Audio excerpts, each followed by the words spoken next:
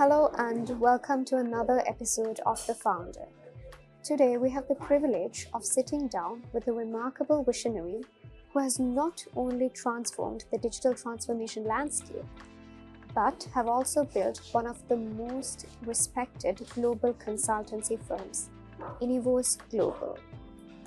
Joining us today is Mr. Subashana Suwandarathna, the co-founder of Inivos Global. With his wealth of experience in project management and business strategy, he has led Inivos to a global partnership and has also led towards its operational excellence. So, without any further ado, join me in welcoming Mr. Suwandarathna. Hello, Mr. Suwandarathna. How are you feeling today? I'm good, Nisindi. How are you? Thanks. Thank you. It's my privilege to have you here with us. So, if I were to ask you, can you walk us through the inception of Inivos? What was the shared vision to co-found this company? All right. So we started Inivos back in 5 years back as main like there was a for every company to start there should be a incident problem or something like that. So we saw an opportunity where IFS, all of us, the co-founders, worked at IFS at that time, and we saw an opportunity to start a partnership to implement IFS ERP, and we started with that at that time, and 2 years later we expanded into other areas as well. There was another opportunity to provide software services, augmentation services, and then software development services. So then we expanded Inivos. So we started as Inivos Consulting and then expanded into Inivos Technology, where we provided resource augmentation technology services to other regions. What were some of the unique challenges you faced during these initial years, and especially during the pandemic situation and also during economic crisis? Thanks for asking that question. I think we started the company in Inivos and went through a lot of challenges, as you said. I think the most challenging period for any business. At the inception, we started with very small, with 5 people. They also, as you know, as a consulting companies face a lot of challenges because there are big consulting companies. We need to provide solutions. The customers are large, and then they don't want to work with small companies. So we overcome all of those challenges and then expanded Inivos Consulting to this level, and then as I said, the Inivos Technology as well. And then when we were stabilizing, then the pandemic came, and then all the offices closed down, then the work from home came. So it was really challenging for us because we do consulting. We work with customers where we go to discuss with them and then provide them business solutions. So to do that during a pandemic, it was a really challenging thing, and no one heard about these Teams, Zoom calls or anything, and then working from home. So we at that time we invented, and we were resilient, and then we adapted to that period very well, and we implemented the entire ERP project remotely and went live, and still they are using IFS. Then after that challenge, then the economic situation came, but I don't think that has affected as much as the pandemic, because pandemic was a really hit hard to us. Yeah, it's a global thing. But economic situation, because we not only had customers here, but we had global customers as well. So then we try to do business with global customers more and expand our operations to other regions as well. So that at that time, that's what happened. How would you describe the dynamic between you and the other co-founders of the company?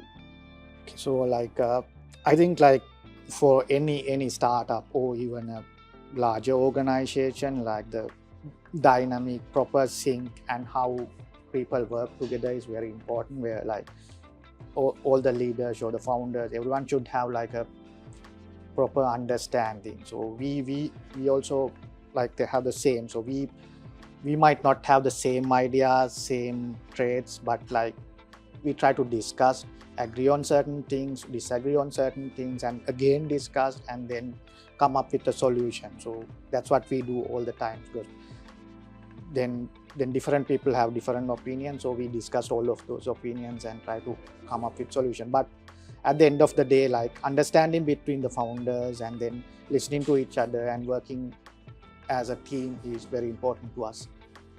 Inivos is widely recognized for its excellence in IFS project management, delivery, and also global resource augmentation partner. What leadership principles and operational frameworks have you put in order to make sure the company is within its high standards globally?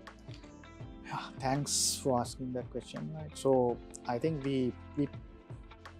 so like there are two answers to that question. So I think like, so as you said, like IFS, the customers and then the vendors, they have different expectations, and we have to keep up with that expectations globally. Like even geography wise, they have different expectations. Like if you take Sri Lanka, the customers as well as the standard expectations are different. Like, and if you go to Scandinavia or if you go to North America, the expectations are different.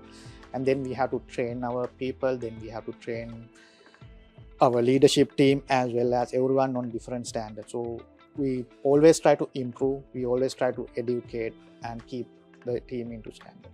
Similarly, if you take like our resource augmentations, our Inivos technology, so we have customers in different regions like Australia, the Netherlands. So all of these customers have different expectations, and we have to cater to different expectations. If you take Australia, we have a customer called Brave Energy. So it's an energy sector, high demand, and then our people has to work with end customers as well, billing, analyzing billing.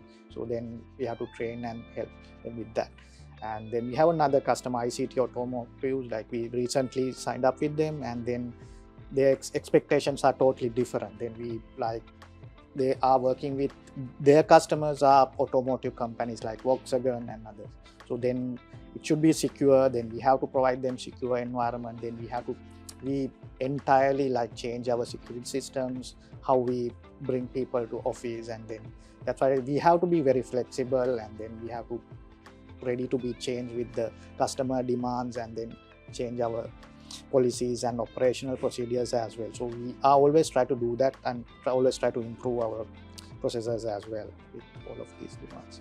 Despite Inivos' global expansion, how important is it for you to maintain the company's strong connection with its Sri Lankan roots?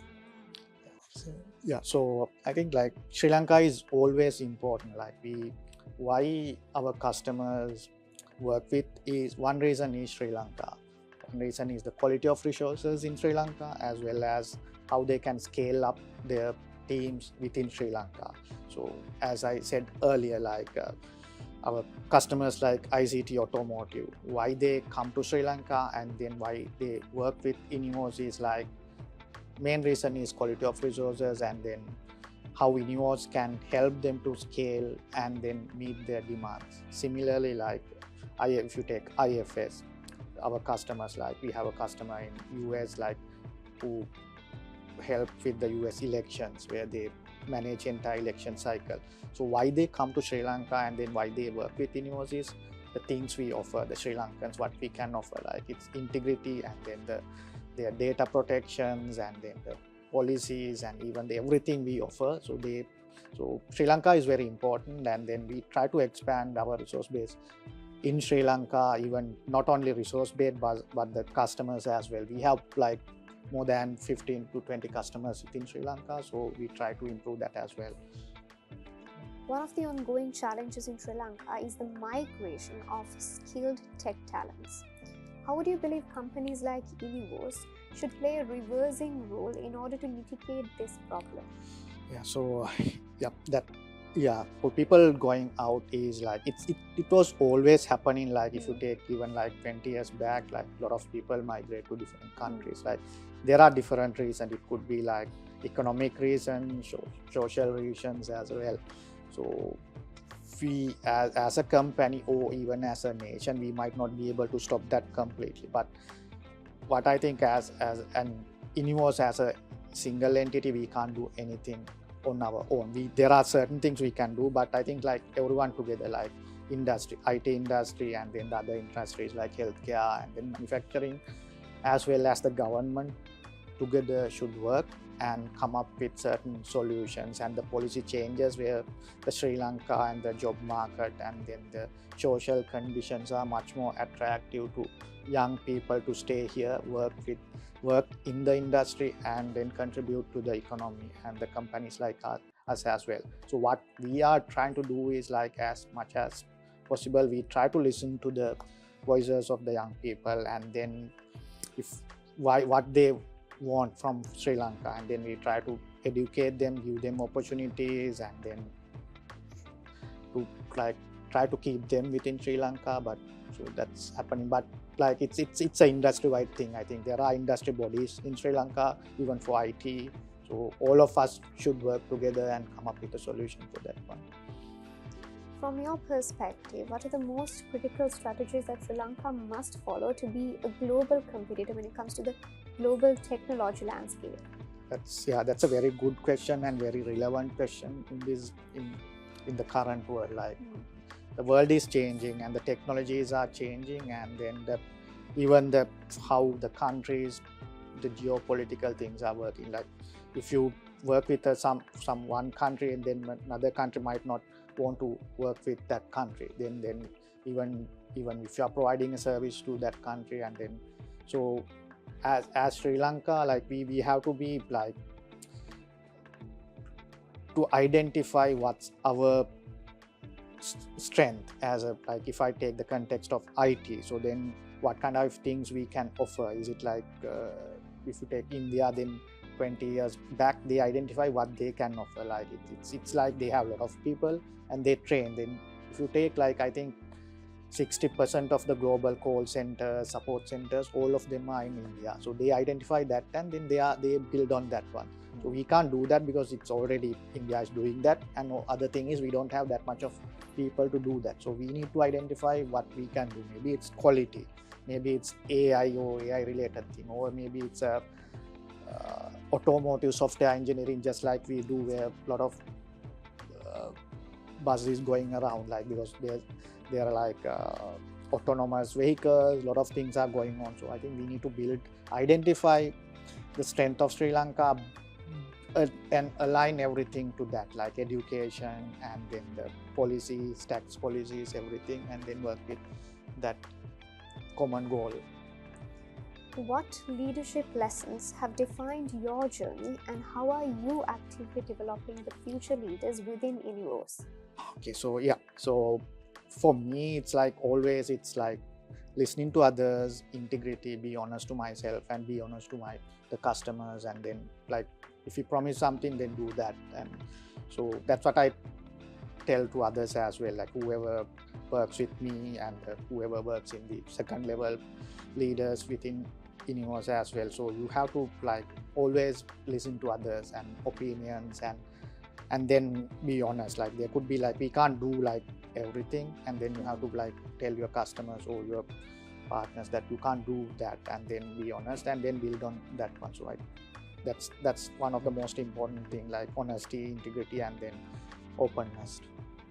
How did you come up with the name Inivos? Yeah, so Inivos is totally random name. So at that time, like we wanted to, like 5 years, or maybe we registered the name like probably 6 years back. Like we wanted to come up with a name, and then we were thinking different names, and then we didn't have ChatGPT at that time. If you have, we put it and come up with a name, but we just thinking. And then innovation is something that everyone asks, is it based on innovation? But it's not like that. It's just random name. We discussed with other co-founder and come up with this name.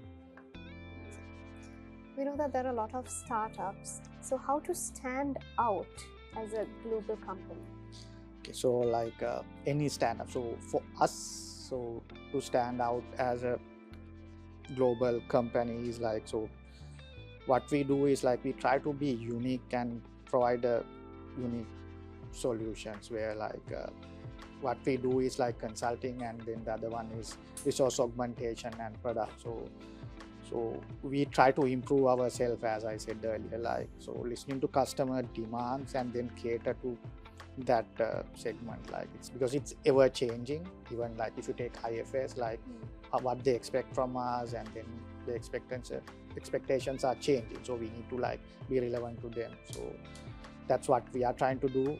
So I think for every company it's the same, like see, they have to be relevant in the ever changing world, and they have to do something different, like maybe it's something product wise different, or maybe they are you could be offering a most unique product, or you could be the most secure company in Sri Lanka where you can provide solution. Like there are like different standards, different policies are coming up, so you have to follow all of those things and be. How does Inivos stand out in the global technology landscape?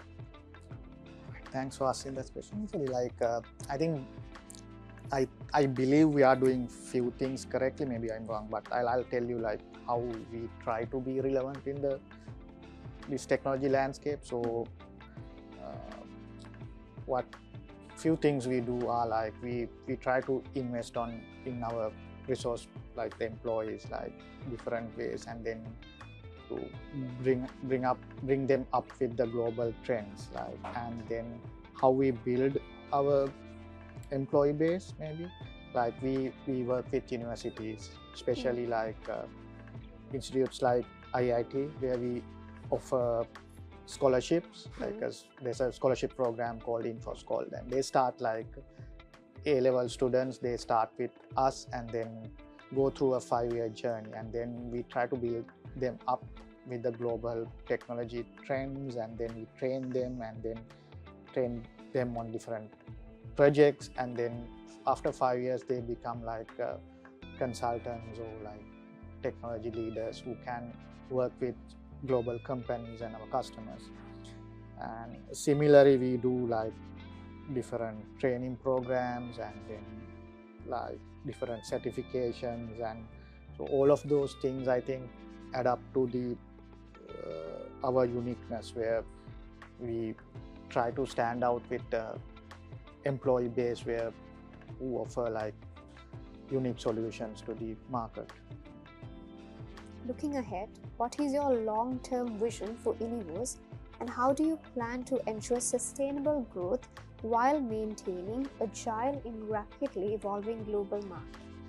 So yeah, and what we try to do is like so all of these questions are I think connected. Like as I said, like one of the challenges we faced is like these migration crises and the people going out, and then that's connected with our growth targets as well, and then why people come to Sri Lanka, and then why they won't, because more like one part of our business is resource augmentation, and then working with global partners to bring their R&D centers to Sri Lanka. So in order to expand, we need people within Sri Lanka. So as I said earlier, so we work with different universities to like build resources from the start, like from the A level, as I said, like offering these scholarships. So that's one part of it, and then the global. So during the like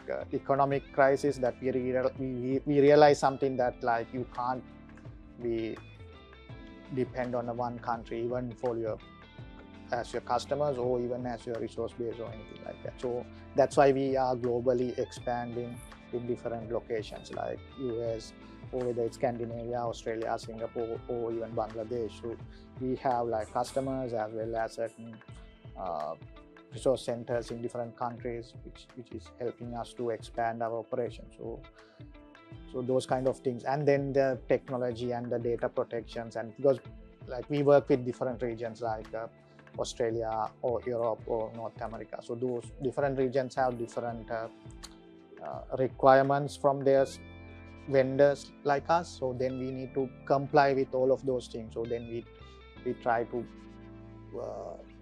certify our people, and we try to certify our infrastructure and everything, and we are changing. So again, to be relevant in the entire ever-changing landscape.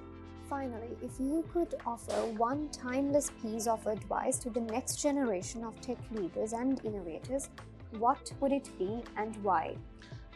Yeah, I think like you have to be like honest to your customers and the stakeholders, and offer them a unique solution. So you have to like, because why people want new products or change the existing product, because if you are a startup, you have to either it should be unique or it should be something that different from existing in the existing landscape, like something valuable. So then you have to offer something unique, and then you have to be like honest what you are offering, and then work with the customer. So my advice is to like be honest, like work hard and bring something new and work hard towards doing it.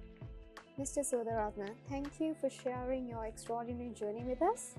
We wish you and your team continued success and excellence. Thank you, and it's a pleasure to be here, and thanks for having me. Thank you.